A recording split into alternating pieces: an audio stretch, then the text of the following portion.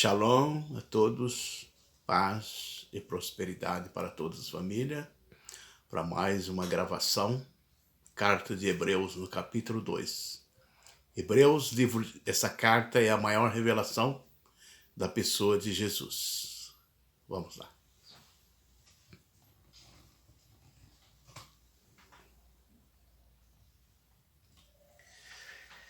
Como escaparemos nós se não atentarmos para uma tão grande salvação? Como vamos escapar se não esforçarmos essa salvação tão importante que Deus levantou para nós? Jesus é a grande salvação que Deus levantou para a humanidade. Nós não podemos perder esta grande oportunidade. Então, a carta, o escritor aos Hebreus escreveu para nós como escaparemos nós se não se esforçarmos. Então é importante que todos se esforcem para obter essa salvação. Portanto, convém-nos atentar com mais diligência para as coisas que temos visto e ouvido. Então veja bem, é importante atentarmos com mais diligência, mais cuidado, porque essa salvação é finíssima. E para que em tempo nenhum desviemos deles. Então não venhamos a desviar desse caminho, dessa salvação, mas atentarmos com mais diligência para as coisas que temos ouvido. Porque se a palavra falada pelos anjos permaneceu firme e toda transgressão, desobediência, recebeu a justa retribuição, Hebreus 2 e versículo 2. Então, essa é a palavra que foi falada pelos anjos, que são servos de Deus, e também toda transgressão e desobediência recebeu a justa. E agora, ainda mais, a palavra de Jesus, que ele é o nosso Salvador, é o verbo que se fez carne. Então, a palavra de Jesus, se crer em Jesus, os pecados lhe são perdoados na cruz pelo sangue de Cristo. Então, uma vez que uma pessoa aceita Cristo e confessa, ele recebe o perdão dos seus pecados. Porque se creres no Senhor Jesus, tem a vida eterna. Se porém não crer, os seus pecados serão julgados no juízo final. E o juiz é Jesus que fará o julgamento. Então, negar Jesus é continuar no pecado, e o pecado levará à condenação eterna. Testificando também Deus com eles, por sinais, milagres e maravilha, e os dons do Espírito Santo distribuído por sua vontade, Hebreus 2 e 4. Então, desde Jesus, não foi só por palavra, mas foi grandes sinais e maravilhas através dos dons do Espírito Santo. Foi no tempo de Jesus e até nós. 2000 anos também não é só se converter, mas existem sinais e maravilhas e milagres. E os sinais e maravilha começou com Cristo, depois os apóstolos e agora a igreja também, que no nome de Jesus faz os milagres também. É porque não foi os anjos que assumiram o mundo futuro, de que falamos, Hebreus 2, 5 e 6. Quem são os anjos? Os anjos são criaturas que estão também ao serviço de Deus. Eles apenas trabalham para o Senhor. Mas em certo lugar testificamos alguém dizendo: que é o homem para que se lembre dele, e o filho do homem para que o visite. Então, nós somos privilegiados, que Deus olhou para nós e mandou Jesus, o Filho de Deus se fez carne para salvar a humanidade. Então, que é o homem para que tu se lembre dele?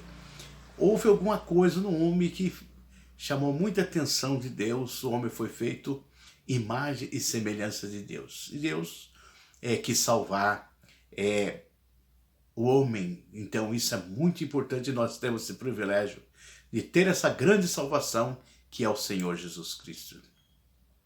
Tu o fizeste pouco menor do que os anjos, e de glória e de honra o coroaste, e o constituísse sobre obras das suas mãos, Hebreus 2 e 7. Então Jesus, Deus se fez carne, então ele se tornou pouco menor do que os anjos, mas foi colocado, é, em glórias e honra na presença de Deus, e foi constituído sobre as obras das mãos de Deus. Então, ele, o nosso Senhor Jesus, é o Criador de todas as coisas. Jesus, pelo sacrifício da cruz, foi coroado de honra e de glória no céu e na terra. Então, ele é digno de honra, de glória, de majestade e louvor, tanto no céu como na terra e debaixo da terra. Todas as coisas estão sujeitas debaixo dos seus pés. Ora, visto que ele sujeitou todas as coisas, então todas as coisas são sujeitas a Cristo, porque ele é o Criador. Além de ser o Criador, ele se fez carne e morreu no Calvário como Salvador de todos nós. E todas as coisas, pelo poder da cruz, passou a sujeitar debaixo dos pés do Senhor Jesus. Nada deixou que ele não esteja sujeito. Então, todo o domínio do céu, da terra e debaixo da terra, seja anjo, seja principado, seja poder, tudo está nas mãos do Senhor Jesus. Vemos, porém, coroado de glória e de honra aquele Jesus que fora feito pouco menor do que os anjos, por causa da paixão da morte, Hebreus 2:9. Então, esse Jesus que foi feito pouco menor do que os anjos, né? Ele foi feito homem, então desceu a essa terra e passou pela cruz, pagando o preço, né? Sem pecado, e ele comprou todos nós pelo sangue que foi derramado no Calvário, para que pela graça de Deus provasse a morte por todos nós. Então, o caminho que Jesus percorreu da cruz, houve uma graça do Pai sobre a vida dele, e ele conseguiu vencer o pecado e a morte sem nenhum pecado. Porque convinha que aquele que, para quem são todas as coisas, e mediante a quem tudo existe, trazendo muitos filhos à glória. Então, através de Cristo, nós passamos a ser chamados filhos de Deus. Então, todo aquele que crê em Jesus, ele passa a ser chamado filho de Deus através de Cristo. Consagrar-se pelas aflições, o príncipe da salvação deles. Então, nós temos o príncipe da nossa salvação, que é o Senhor Jesus Cristo. Porque assim, o que é santifica como os que são santificados são todos de um. Então, todos nós somos de um. E esse um é Cristo. Por causa da causa, não se envergonha de lhe chamar irmão. Então, Jesus não se envergonha, ele sendo Deus, de chamar o nosso irmão. E Cristo passa a ser o nosso irmão mais velho, que veio para nos salvar, dando a sua vida no Calvário. Dizendo, anunciarei o teu nome a meus irmãos, cantar-te-ei louvores no meio da congregação. Capítulo 2, versículo 12. Então, Jesus não se envergonha, mesmo que nós somos tão pequenos, tão humano, tão fraco, mas ele não se envergonha de chamar irmão de todos aqueles que aceitam Jesus como Salvador. Nós também passamos a ser filhos de Deus. E visto como os filhos participam da carne e do sangue, também participou das mesmas coisas. Então Jesus veio participar de todas as coisas, tornou carne, teve fome, comeu, bebeu, vestiu, se alegrou. Por que ele fez isso? Jesus veio para que pela morte aniquilasse o que tinha império, a morte, isso é o diabo. Então ele participou das mesmas coisas que nós, para que passasse pelo caminho da morte, mas ele passou naquele caminho cheio da graça de Deus. Então ele morreu, mas ele ressuscitou. Ele ressuscitou no terceiro dia. Então Jesus veio para que pela morte, então a morte que ele morreu na cruz, ele aniquilou o que tinha império da morte, isso é o diabo. Então foi aniquilado, o diabo perdeu a força, e agora todos que aceitam Jesus passam a ser filho de Deus. E tivesse todos os que com medo da morte estavam por toda a vida sujeitos à servidão. Então, antes de Jesus, todos nós tínhamos medo da morte. Então ele veio para curar o medo da morte. Hoje nós temos Jesus. Quem tem Jesus não passa pela morte. ele passa da morte para a vida. Então, é a maior bênção de Deus. Foi muito bendito que os dois temores, os quais só Cristo pode libertar. Então, somente Cristo tem o poder de libertar do medo da morte, da culpa do pecado e do temor da morte.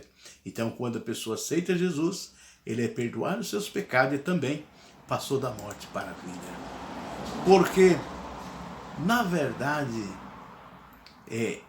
ele não tomou os anjos, mas tomou a descendência de Abraão, Hebreus 2,16.